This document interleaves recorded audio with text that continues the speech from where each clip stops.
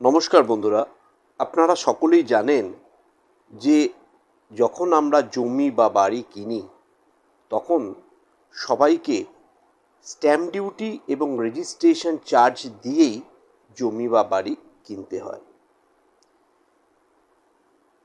এই stamp duty বা registration চার্জটি নির্ভর করে আপনি কত টাকায় সেই প্রপার্টিটি বা সেই সম্পত্তিটি কিনেছেন সেটার উপর, অথবা গভর্নমেন্টের যে সার্কেল রেট আছে সেই সার্কেল রেটের উপর। গভর্নমেন্টের সার্কেল রেটটা কি?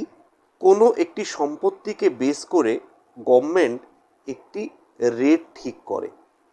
কারণ অতীতে দেখা গেছে যে যারা এই সম্পত্তি কেনাবেচা করেন তারা অনেক সময় যা সম্পত্তির ভ্যালু সেটার থেকে অনেক কম টাকায় সেই সম্পত্তিটি কেনাবেচা করেন। ফলে স্ট্যাম্প ডিউটি এবং রেজিস্ট্রেশন চার্জ গভর্নমেন্টের ঘরে কম ঢুকছিল। এই অবস্থা থেকে বাঁচার জন্যই গভর্নমেন্ট কী করে, যে একটি নির্দিষ্ট সার্কেল রেট বেঁধে দেন এক একটি সম্পত্তির ওপরে। সম্পত্তি কেনার সময় যদি দেখা যায় যে সার্কেল রেটটি বেশি, আপনি যে টাকায় সম্পত্তিটি কিনছেন, তাহলে সেক্ষেত্রে সেই সার্কেল রেটের ওপরই কিন্তু আপনাকে স্ট্যাম্প ডিউটি ও রেজিস্ট্রেশন চার্জ দিতে হবে। আর যদি দেখা যায় যে সার্কেল রেটের থেকে বেশি টাকায় আপনি সম্পত্তিটি ক্রয় করছেন, তাহলে আপনাকে যে দামে আপনি সম্পত্তিটি ক্রয় করছেন সেই দামের ওপরই আপনাকে স্ট্যাম্প ডিউটি ও রেজিস্ট্রেশন চার্জ দিতে হবে। বন্ধুরা, এই যে গভর্নমেন্ট সার্কেল রেটটি নির্ধারণ করছেন, তার যে ভিত্তিটা কি আমরা অনেক সময় সেটা জানতে পারি না। আমাদের অনেক সময় মনে হয় যে সার্কেল রেটটি গভর্নমেন্ট নির্ধারণ করে দিয়েছেন সেটা হয়তো অনেক বেশি। কিসের বেসিসে গভর্নমেন্ট এই সার্কেল রেটটি নির্ধারণ করে দিয়েছেন সেটা আমরা জানতে পারি না।